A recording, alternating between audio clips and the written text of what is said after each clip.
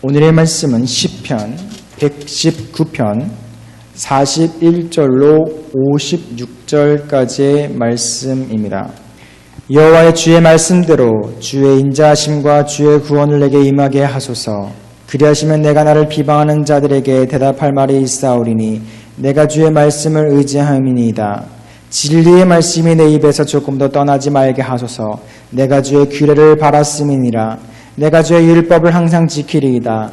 영원히 지키리이다. 내가 주의 법도들을 구하였사오니 자유롭게 걸어갈 것이오며 또 왕들 앞에서 주의 교훈들을 말할 때에 수치를 당하지 아니하겠사오며 내가 사랑하는 주의 계명들을 스스로 즐거워하며 또 내가 사랑하는 주의 계명들을 향하여 내 손을 들고 주의 율례들을 작은 소리로 읊조리리이다.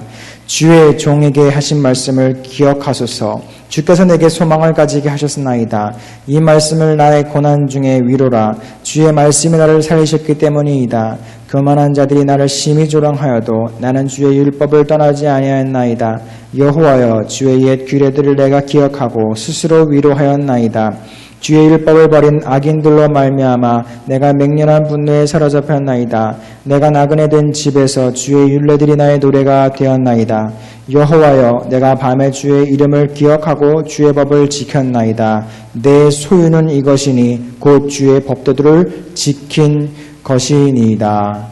9월에도 레위기 말씀을 묵상하다가 13일부터는 시편 119편을 매일의 말씀으로 읽고 묵상하는 중에 있습니다. 시편 119편은 여러모로 독특합니다. 150편의 시편 중에 가장 긴 시이면서 성경을 통틀어서도 가장 긴 장입니다. 절도 마찬가지입니다. 176개나 되는 절로 성경에서 가장 긴 절입니다. 그러므로 시편 119편은 신구약 1189장 중에서 길이로는 따라올 장이 없습니다. 하지만 정말 독특한 것은 따로 있습니다. 바로 22개의 단어로 되어 있는 히브리어 알파벳 순서에 따라서 176절이 8식을 한 묶음으로 해서 모두 22개의 단락을 이루고 있고 이 단락들의 첫 단어도 해당되는 히브리 단어로 해당되는 알파벳 단어로 시작한다라는 것입니다. 오늘 말씀으로 예를 들어보면 41절로 48절 말씀은 6번째 단락으로 히브리 알파벳의 6번째 단어인 와우 단락인데 41절의 첫 단어가 한글로는 내게 임하게 하소서라는 말인데 그에 해당하는 히브리어는 와이프니라는 단어입니다. 와우가 들어가는 것이지요. 또 49절로 56절은 7번째 단락으로 히브리 알파벳의 7번째 단어인 자인 단락이고 첫 번째 절인 49절이 기억하소서로 시작하는데 그 기억하소서에 해당하는 히브리어도 제코르, 자인이 들어가는 단어입니다. 이렇듯 일부러 그렇게 했다고밖에 볼 수 없는 특징이 매 단락마다 반복되어집니다. 이를 통해 볼 때 시편 119편은 때때로 감정이 격해져서 횡설수설하기까지 하는 다윗의 시편과는 완전히 딴판으로 매우 정교하게 기획되고 다듬어진 작품인 것을 알 수 있습니다. 그렇다면 왜 이렇게 했을까요? 왜 굳이 시인 걸까요? 그것은 노래로 지어 부르는데 시보다 좋은 것이 없기 때문입니다. 단어 수도 적고 표현도 아름다운 데다가 운율, 곧 리듬마저 있으니 거기에다 그저 곡만 붙이고 음만 붙이면 그대로 부를 수 있는 노래가 되는 것입니다. 그렇다면 왜 시를 만들어서 그것으로 가지고 노래로 부르려고 했을까요? 그것은 시편 119편의 내용에서 알 수 있습니다. 내용이 무엇입니까? 우리 청년들이 읽고 있는 생명의 삶, 홈페이지든 어플이든 책이든 그 속에 잘 소개되어져 있는데 간단하게 말씀을 드리면 하나님의 말씀이 바로 길과 힘이기 때문에 그 속에 참된 복과 영원한 기쁨이 있는데 이 말씀을 묵상하고 순종하는 사람은 시험을 당해도 이기고 복과 기쁨을 얻게 되지만 반대로 이 말씀을 떠나서 거역하는 사람은 시험에 넘어져서는 죄를 짓고 형벌과 고통을 받게 된다라는 것입니다. 자, 이것을 달리 말하면 무엇입니까? 말씀에 순종하면 복을 받고 말씀에 불순종하면 벌을 받는다. 이지 않습니까? 그런데 그게 무엇입니까? 바로 신명기 말씀입니다. 신명기에 있는 모세의 교훈이 바로 이것을 가리키고 있는 것입니다. 그렇기 때문에 신명기에 있는 복과 저주의 교훈을 시의 형식으로 풀어낸 것이 바로 시편 119편이라 해도 과언이 아닙니다. 길고 위압적인 명령문을 짧고 부드러운 고백문으로 만든 것이, 부르기 쉽도록 노랫가사로 편집한 것이 바로 시편 119편인 것입니다. 자, 이 사실이 무엇을 보여줍니까? 먼저는 이 시편의 저자가 하나님의 백성이 하나님의 말씀을 가까이 하기를 얼마나 바랬을까입니다. 생각해 보세요. 오죽하면 노래로 지어 부르게 만들게 하겠습니까? 백성들이 얼마나 하나님의 말씀을 몰랐으면, 지루하다고 듣지 않으려고 하고 따르기 힘들다고 지켜 행하려고 하지 않았으면 쉽게 이해할 수 있도록, 또 대화 장소를 구애받지 않고 편하게 흥얼거릴 수 있도록 노래로 만들었겠느냐라는 것입니다. 또한 둘째는 시편 119편이 시편 저자의 1인칭 시점으로 고백되고 있는 것에서 볼 수 있는 것처럼, 내가 이렇게 말하고 있는 것에서 알 수 있는 것처럼 이 시편의 저자 자신이 하나님의 말씀대로 살려고 얼마나 노력하고 있는가입니다. 오늘 말씀 51절을 보시기를 바랍니다. 저자가 뭐라고 말합니까? 교만한 자들이 나를 심히 조롱하였어도 나는 주의 법을 떠나지 아니하였나이다. 아멘. 하나님의 말씀을 거역하는 사람들이 너는 왜 그렇게 고지식하게 살고 있느냐며 못마땅하게 여기고 심지어 조롱하기까지 하지만, 그래도 그가 어떻게 했다라는 것입니까? 하나님의 말씀을 지켰다라는 것입니다. 아무도 말씀대로 살지 않는 배역의 때에 이 사람만큼은 말씀대로 살고 있는 것입니다. 성경을 보면 이와 같은 사람들이 시대마다 있었습니다. 타락이 극에 달했던 고대 시대에는 노아가 있었고, 기근 때문에 야곱의 집이 몰살하지 위기에 빠져 있을 때에는 요셉이 있었고, 북왕국 이스라엘이든 남왕국 유다든 하나님을 떠나 화를 자초하던 때에도 엘리야와 이사야 같은 선지자들이 있었습니다. 세상 물결이 거세게 밀려올 때에 지혜 있는 사람들은 시대를 읽어야 한다 하며 시류에 편승하거나 그것을 이용하려고 하였지만, 믿음의 사람은 그러든 말든 우직하게 말씀을 의지해서 세상을 거스르는 연어와 같은 삶을 살아가고 있었다라는 것입니다. 이렇듯 시편 119편을 통해서 우리가 무엇을 볼 수 있습니까? 어둠에 잠겨서 어리석은 죄를 되풀이하고 있는 하나님의 백성들의 모습을 볼 수 있고, 또 그 속에서 힘이 하나마 말씀의 빛을 비추기 위하여 살아가는 한 사람의 모습을 볼 수 있는 것입니다. 자, 그렇다면 이 두 가지 모습이 시편 119편에 고스란히 담겨 있다면, 이 시편 119편을 읊조리고 부를 때에 그 읊조리고 부르는 사람이 무엇을 말하게 되는 것입니까? 바로 내가 하나님의 말씀을 떠나 사는 그 미련한 죄인임을 말하는 것입니다. 또 하나는 나도 또한 이 저자처럼 미움과 조롱 속에서도 말씀을 따르는 삶을 살겠다고 고백하게 됩니다. 이 시편을 외고 부름으로 말미암아 나도 모르게 죄의 회개와 도우심의 간구와 헌신의 결단을 하게 되는 것입니다. 뜻을 모르고 부르든 알고 부르든 저절로 기도하는 셈이 되는 것입니다. 이제 이 말씀으로 우리 자신을 돌아보기를 바랍니다. 시편 119편을 읽고 묵상하고 있는데 어떻습니까? 우리 자신이 이 시편 속에 있는 악한 사람들 같습니까? 아니면 어떻게든 말씀으로 살기 위해서 발버둥 치고 있는, 세상의 말씀의 빛을 비추기 위해서 자신을 불태우고 있는 저자 자신과도 같았습니까?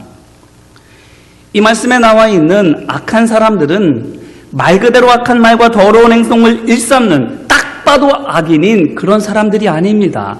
그냥 하나님의 계율만, 그것도 다도 아니고 일부만 슬그머니 안 지키는 사람들일 뿐입니다. 쉽게 말해서 그냥 보통 사람들입니다. 굉장히 악한 거나 굉장히 나쁜 짓을 하는 사람들이 아닙니다.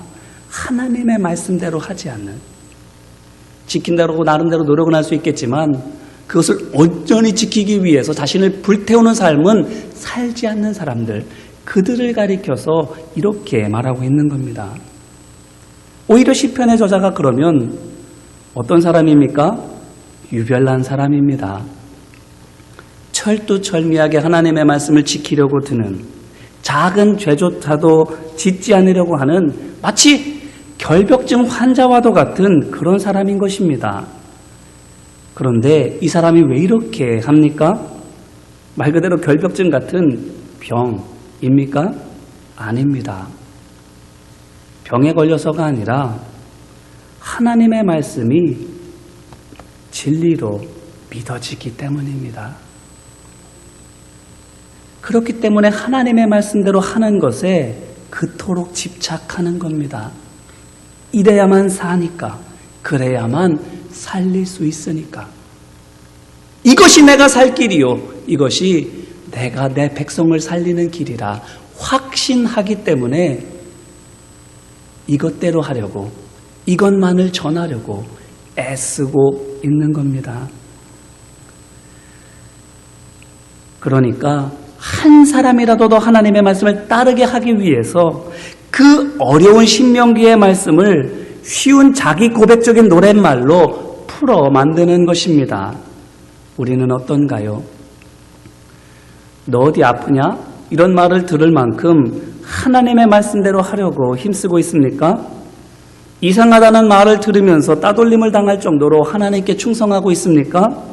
아니면 할 수 있거나 하고 싶은 것은 따르고 그렇지 않은 것은 슬쩍 모른 채 하고 있습니까?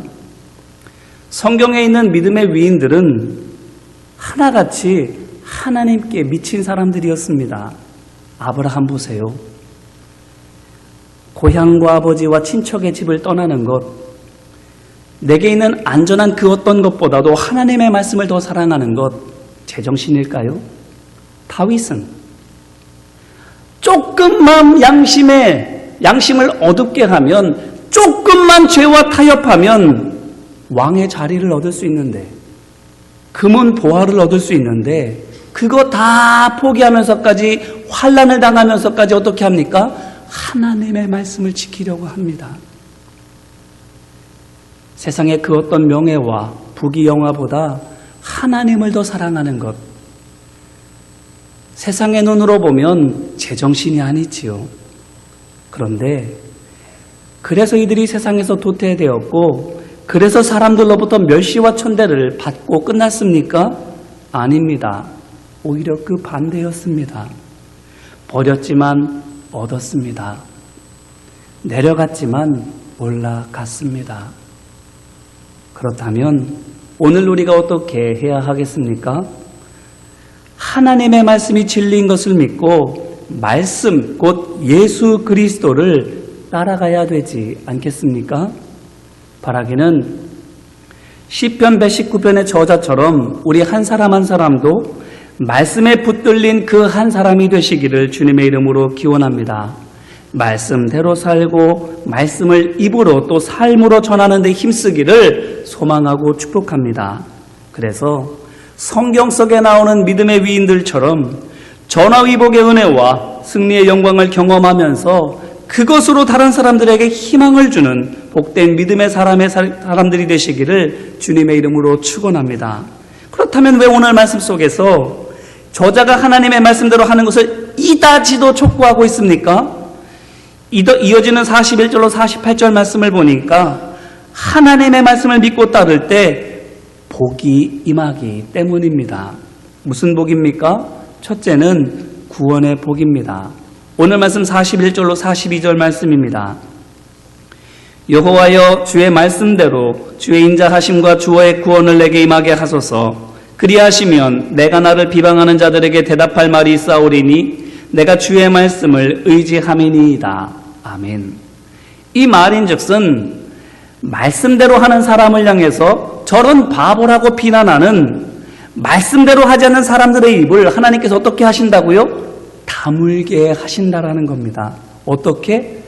안 될 것이 되게 하심으로. 저렇게 하면 안 되지, 저건 어리석은 짓이지, 스스로 지혜롭다라고 한 사람들이 하나님의 말씀대로 우직하게 믿음의 길을 걸어가는 사람들을 향해서 조롱하고 비난하지만, 오히려 하나님 말씀대로 행하는 것으로 말미암아 하나님께서 길을 열어주시고 하나님께서 살게 하여 주시고 하나님께서 더 큰 열매를 맺게 하여 주시는 것을 통해서 그들의 입이 싹 다물어지게 된다라는 것입니다. 하나님께서는 하나님을 믿고 의지하는 사람을 도와주십니다. 그래서 존귀와 영광을 얻게 하여 주시고 반대로 그를 비웃고 박해하는 불신의 사람들은 수치를 입게 하여 주십니다. 그래서 하나님의 이름이 세상 가운데에서 찬송받으십니다. 아브라함의 조카 롯을 생각해 보시기를 바랍니다. 삼촌이 땅을 선택하라고 했을 때 어땠을까요? 이게 웬 떡이야? 생각했지 않겠습니까? 그래서는 가장 좋아 보이는 땅을 냉큼 택하지 않습니까? 그래서 아브라함은 그에 반대되는 곳으로 갔다 이렇게 말하고 있습니다. 그저 방향만 반대로 간 것이 아니라 가장 좋은 것을 택한 것, 그것의 반대쪽, 가장 나쁜 것을 택하는 삶을 살았다라는 겁니다. 내 눈이 보기에 좋은 것이 아니라 하나님께서 원하시는 것이 어떤 것일까 바라보며 내게는 나쁘다 할지라도 하나님께서 부르시는 그 땅을 향해서, 낮은 곳을 향해서 그가 내려간 것입니다.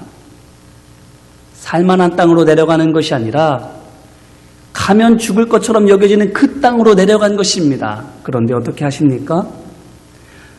롯이 선택한 그 땅, 애굽과도 같은 좋은 땅이라고 했는데 그 땅이 어떻게 됩니까? 소금에 뒤덮인 죽음의 땅 되고 맙니다.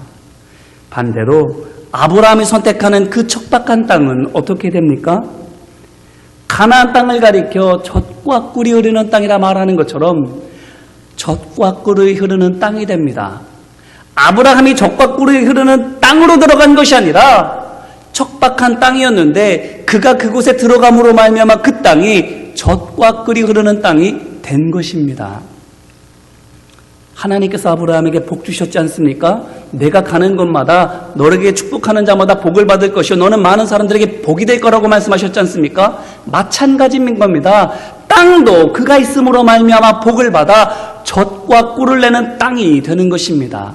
이렇게 하나님께서는 믿음의 사람을 도와주셔서 구원받게 하시고 환난에서부터 건전받게 하여 주시며 놀라운 은혜를 입게 해 주시는 것입니다. 두 번째로는 믿음의 사람이 받을 복은 평강의 복입니다. 오늘 말씀 45절입니다. 내가 주의 법도들을 구하여 싸우니 자유롭게 걸어갈 것이오며. 아멘. 앞서 말씀드린 구원의 복이 고난의 족쇄가 풀리는 환경의 복이라면 이 평강의 복은 무엇으로부터도 평안한 마음의 복입니다. 마음의 평안을 누리는 은혜인 것입니다. 바울이 말하는 자족하는 마음이 바로 이와 같은 것입니다. 바울을 보시기를 바랍니다. 있든 없든 적든 많든 개의치 않습니다. 그래서는 조건이나 환경에 휘둘리지 않고 언제나 평온합니다. 이것이 평강의 복입니다. 이게 왜 중요합니까? 그것은 이 평강의 복이 우리 가운데 있을 때에 비로소 우리가 바른 선택을 하며 살 수 있기 때문입니다. 감정에 사로잡히면, 상황 때문에 조급하게 되면 누구나 실수하기 마련입니다. 하지만 바울은 죽음의 위협 앞에서도 풍랑을 겪고 있는 그 상황 가운데에도 평안했습니다. 그랬더니 그가 평안했더니 어떻게 됩니까? 담대하게 내가 해야 할 말을 하게 되고 내가 지금 이곳에서 섬겨야 될 일을 섬길 수가 있게 됩니다. 그래서는 위기마저 기회로 바뀌어서 죽을 그 자리가 살 자리가 되고 내가 망신을 당하는 그 자리가 하나님의 영광을 높이는 자리로 바뀌어지게 됩니다. 이와 같은 은혜를 위해서 하나님께서는 믿음의 사람에게 평강의 복을 주시는 거예요. 그러니 보세요. 환난 가운데 있지만, 그래서 기도할 때는 격정적으로 기도했지만 그 삶 속에서 고난 있는 가운데도 다윗이 어떻게 합니까? 평안합니다. 그 마음에 평안이 있으니 자기 눈앞에서 사울을 죽일 기회가 있는데도 안 죽이게 되는 겁니다. 감정에 휩싸이면, 조건만 바라보면 거기에 끌려서 실수하게 되지만 마음이 평안했기 때문에 실수하지 않은 것이지요. 예수님도 제자들도 하나님의 사람들도, 심지어는 죽임을 당하는 그 자리에 있었던 스데반 집사도 마음의 평안함 가운데에 담대히 해야 할 말을 하고 마땅히 해야 할 행동을 할 수 있게 되는 것입니다. 뿐만 아니라 셋째로 영광의 복을 받습니다. 46절 말씀입니다. 또 왕들 앞에서 주의 교훈들을 말할 때 수치를 당하지 아니하게 싸우며. 아멘. 이 말은 곧 세상 앞에서 하나님의 말씀을 전할 때에 망신당하지 않는다라는 것입니다. 그 좋은 예를 모세에게서 찾아볼 수 있습니다. 모세가 애굽 왕과 백성들 앞에서 하나님의 말씀을 전했습니다. 그러자 당연히 그들이 믿지 않는데, 그러니 어떻게 합니까? 그들 앞에서 하나님께서 주신 권능으로 이적을 행하지요. 그것을 마술사들과 술객들이 따라 해보지만 그들은 실패합니다. 모세에게 초능력이 있어서 그와 같은 이적을 행할 수 있었습니까? 아닙니다. 하나님의 능력이 그에게 임했기 때문입니다. 그가 하나님을 믿었을 때, 믿음으로 명령하신 대로 순종했을 때 하나님의 능력이 그에게 나타나게 되었던 것입니다. 예수님도 생각해 보세요. 바리새인들과 서기관들이 예수님의 흠을 잡아서 백성들 앞에서 망신을 당하게 하려고 했는데 어떻게 됩니까? 망신을 주려 하던 그들이 오히려 백성들 앞에서 망신을 당하게 되고 예수님의 명성은 더욱더 높아지게 되었습니다. 하나님께서 예수님과 함께 계셨기 때문에, 세상이 이길 수 없는 성령의 지혜가 예수님 안에 늘 함께 계셨기 때문에 하나님의 위협이 낮추어지지 않도록, 하나님께서 수치당하시지 않도록 하나님과 함께 있는 그 사람을 하나님께서 높여주시는 것입니다. 이렇게 하나님께서는 믿음의 사람에게 복을 주십니다. 환난에서 건져주시고 마음의 기쁨과 용기를 주셔서 평온하게 하시고 또 존귀와 영광을 얻게 하여 주십니다. 그렇다면 믿음의 사람이 어떻게 해야 합니까? 이어지는 49절 56절 말씀이 그것에 대하여 말해주고 있는데, 특히 54절 56절 말씀이 이렇게 말해주고 있습니다. 내가 나그네 된 집에서 주의 율례들이 나의 노래가 되었나이다. 여호와여, 내가 밤에 주의 이름을 기억하고 주의 법을 지켰나이다. 내 소유는 이것이니 곧 주의 법도를 지킨 것이니이다. 아멘. 무슨 말인가 하면, 내가 나그네 된 집에서 사람들로부터 멸시와 천대를 당하는 그 상황 속에서 하나님의 말씀만을 기뻐하며 따랐습니다. 주님, 그와 같은 어두운 밤 같은 나의 삶 속에서 주님의 이름을 기억하고 주님의 말씀만을 지켰습니다. 이것이 제 재산입니다. 이렇게 고백하고 있는 겁니다. 어떻게 했다고요? 하나님의 이름을 기억하고 하나님의 말씀을 지키는 것.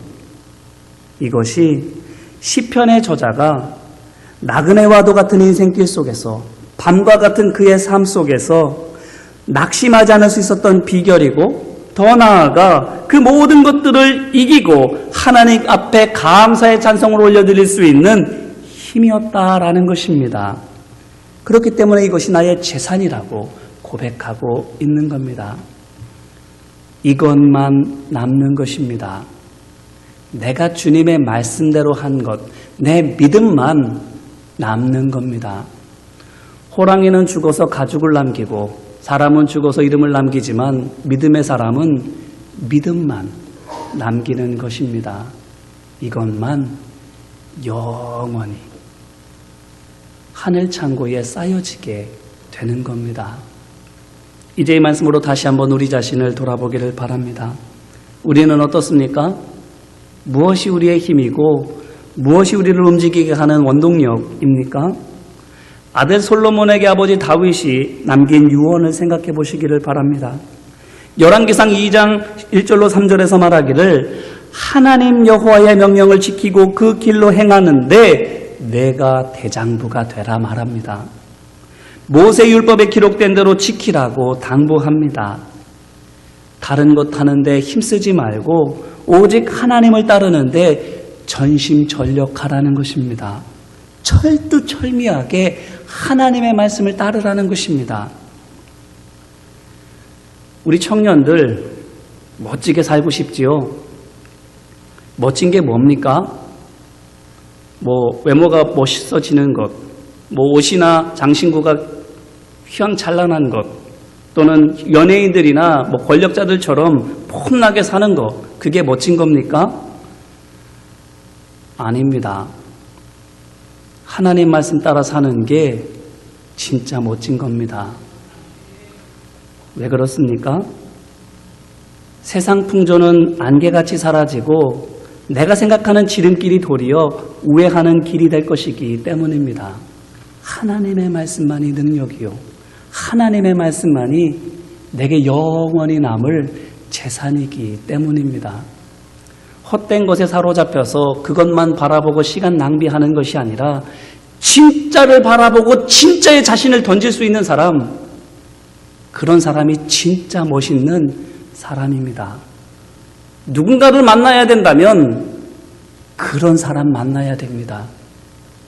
외모가 좋은 사람, 학벌 좋은 사람, 나랑 성격이 맞는 사람, 이런 게 아니라 진리에 영원히 남을 재산에 자신을 던질 수 있는 용감한 사람, 헛된 것에 매달려서 시간 허비하는 사람이 아니라 하나님의 말씀에 붙들려서 하나님께서 쓰시도록 자신을 내어드릴 수 있는 사람.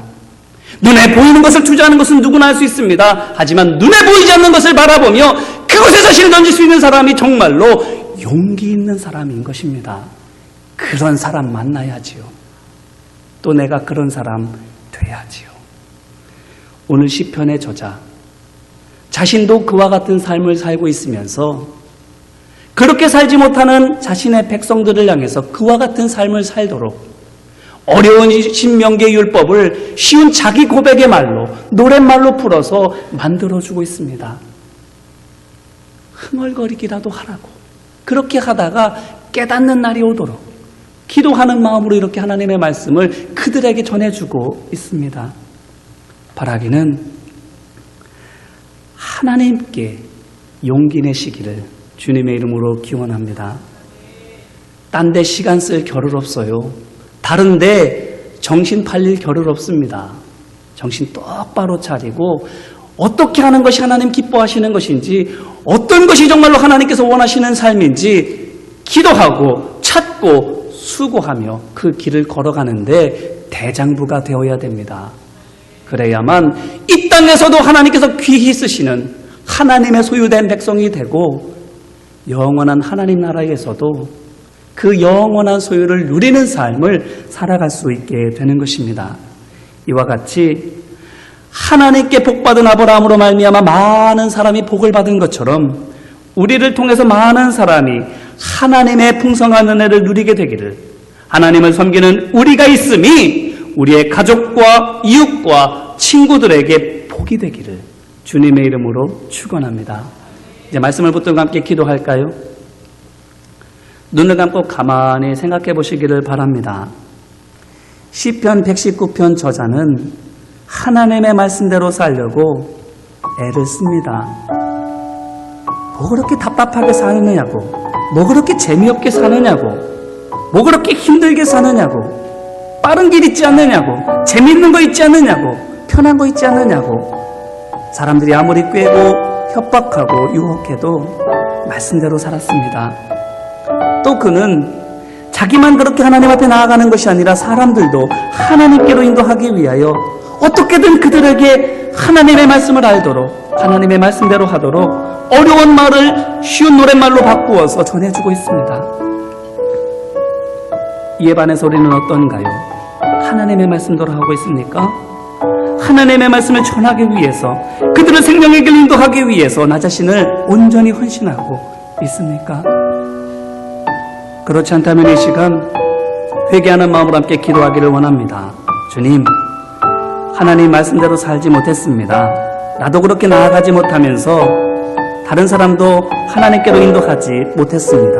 주님, 나의 연약함, 나의 부족함, 심지어 나의 완악함과 범죄함을 용서하여 주옵소서라고 이 시간 회개하며 함께 기도하겠습니다. 은혜와 사랑 많으신 아버지 하나님, 오늘 시편의 저자는 하나님의 말씀대로 살기 위해서 바다 곳곳에 속에서 온몸을 치며 살았습니다. 사방으로 둘러싸고 온갖 비난과 압박 가운데 하나님의 말씀을 지켜 행하기를 신속했습니다. 하지만 그 사람을 계시합니다. 하나님의 백성들은 어려운 율법의 말씀을 쉬운 내 말로 바꾸어서 전해주고 있습니다. 어떻게든 하나님의 말씀을 가까이 하기 위해서, 어떻게든 하나님의 말씀을 그때 함께하기 위해서 생각한 마음을 버리다가 그 말씀을 음미하고 그 말씀을 우리를 깨달아서 주님께로 돌아오라.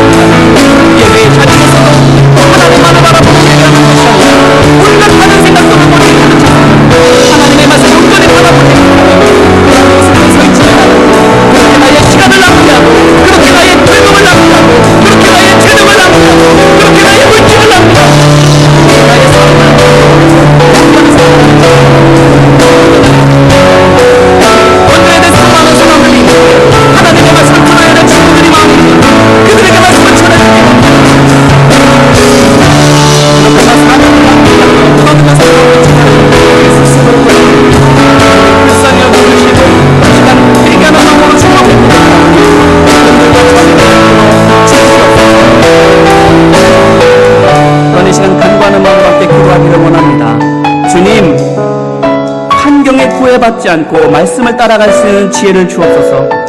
내 욕망을 바라보지 않고 오직 말씀만을 의지할 수 있는 용기를 주옵소서라고. 우리 힘으로 안 됩니다. 그러니 성령의 도우심을 이 시간 간구하기를 원합니다. 같이 부르짖어 기도하겠습니다. 은혜와 사랑 많으시라고 손바닥에 가시 하나만 박혀도 그것 때문에 하루가 그렇게 연약하고 자꾸만 기도를 수확하는 여러분 주님과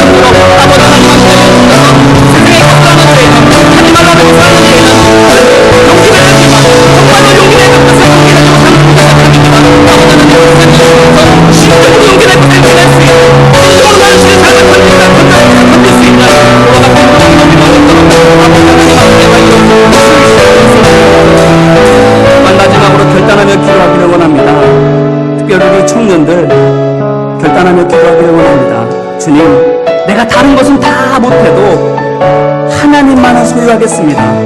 내 삶이 아무것도 이루지 못하는 그저 평범한 사람의 삶을 산다 할지라도, 아니 다른 사람들이 보기에는 보잘것없는 인생을 산다 할지라도 믿음을 유산으로 남기는 삶을 살겠습니다. 영원한 열매를 맺는 주의 백성의 삶을 살겠습니다. 하나님이 나를 소유로 삼으시고 하나님이 내게 소유가 되는 복된 믿음의 삶을 내가 살겠습니다라고 이 시간 결단하기를 원합니다. 같이 기도하겠습니다. 은혜와 사랑을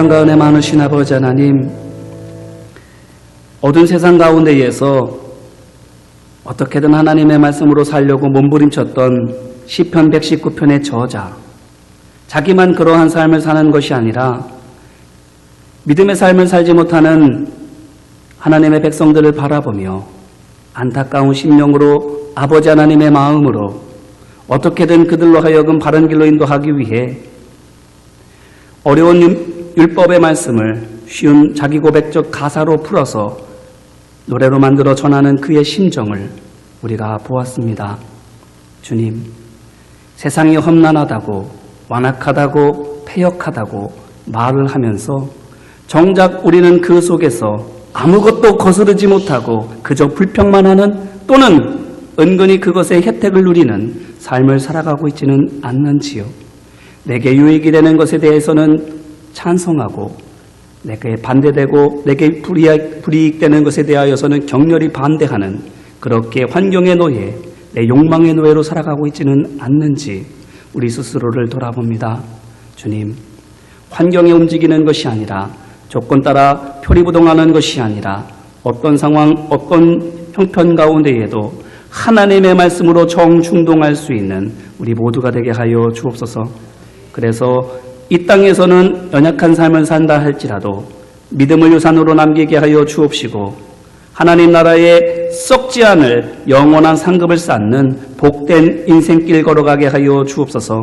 이것을 위해서 진정으로 용기를 낼 수 있는 우리 젊은이들과 어르신들 되게 하여 주옵시고, 이 세상에서 기준 되신 하나님의 말씀으로 또한 우리의 삶이 사람들에게 기준되게 하여 주옵소서. 우리가 살아가는 모습이 사람들에게 기준이 되어 이렇게 살아야 하고, 우리가 말하는 것이 또한 그들에게 기준이 되어 그렇게 말해야 하는 모범이 되는 삶을 살아가는 우리 모두가 될 수 있도록 주님 역사하여 주옵소서.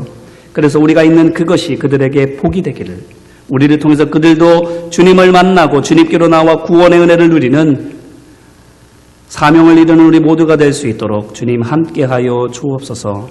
도우시고 역사하심을 믿고 간절히 바라며 예수님 이름으로 기도합니다.